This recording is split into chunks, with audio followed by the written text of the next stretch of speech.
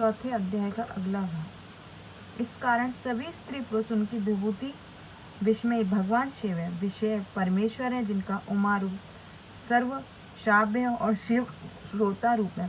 प्रशस्तव्य जितनी भी वस्तु जाते हैं शंकर बल्लभा सबको धारण कर रही हैं, और पृष्ठा वो परमात्मा बाल चंद्रावस्त शिव जी हैं। दृष्ट सारी वस्तुओं को शिव प्रियतमा पार्वती धारण किए हैं, और विश्वेश्वर देव चंद्र मुक्ति मणि शिव जी दृष्टा हैं। वामदेव जी सारे रसों में समूह है तो महासिद्धि रस भोक्ता है।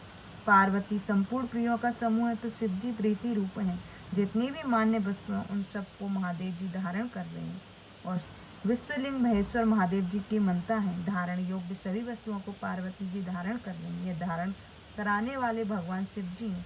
वह शिव सब प्राणियों के प्राण रूप और पार्वती जल रूपणी है, जो माता के स्थान में प्राणों की स्थिति रूप है।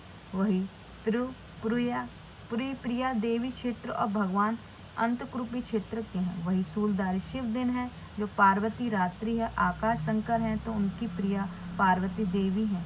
शिव सागर रूप गिरिजा कुमारी उनकी तरंगे हैं। शिव जी के वृक्ष हैं तो पार्वती उसकी लता है। भगवान सिंह पुलिंगता को प्राप्त है तो देवी प्रिया प्राणेश्वरी सब स्त्री लिंगता को धारण कर रही हैं। शब्द जितने भी जाल हैं सबको पार्वती जी धारण कर रही हैं।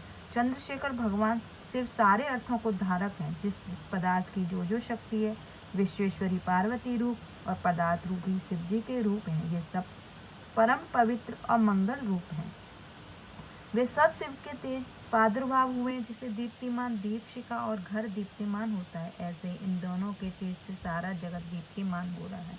इस प्रकार ये दोनों संपूर्ण आकार युक्त हैं, सर्व तेज के विधायक हैं, पूजनीय और नमस्कार करने योग्य तथा सर्वदा विचार करने योग्य हैं। हे कृष्ण, महादेव पार्वती की यह यथामहता जो मैंने तुमसे वर्णन किया है इतनी नहीं है, किंतु वह संपूर्णता को तो हम कह ही नहीं सकते, और जो बड़े बड़े देवताओं के मन से भी परे की बात है।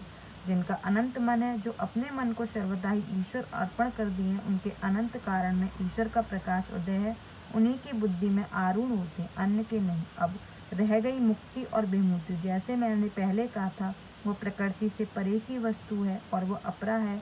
वह गुण भेद से जानी जाती, उसी में अपरा को अपाकृत और मुक्ति कहा जाता है। हे परमेश्वर, कि आप अप्राकृति विभूति हैं, वही परम धाम और परम गति है, वही परम काष्ठा और परम मेष्टि की विभूति है। उन्हीं को प्राप्त करने के लिए योगी जन श्वास और इंद्रियों को जीत कर यत्न पूर्वक प्राप्त करते हैं। तब इस प्रकार शरीर के सब छिद्रों को रोककर गर्व के आकारवत कर लेते हैं। वह सब शिवा की प्रीति को प्राप्त कर संसार रूपी सर्प की काटी हुई व्याधि से उस संजीवनी को प्राप्त कर विद्वान कहीं नहीं डरते, क्योंकि तत्व से पर अपर विभूति को जानकर हो जाती। हे कृष्ण, यह मैंने पार्वती महादेव का यथार्थ वर्णन तुमसे किया, क्योंकि तुम शिव के भक्त होने से उनका रहस्य सुनने योग्य थे। परंतु जो शिष्य न हो, सठ हो, अभक्त हो, उसे ऐसे अर्थों का उच्चारण कदापि ना करे। यह वेद की आज्ञा है।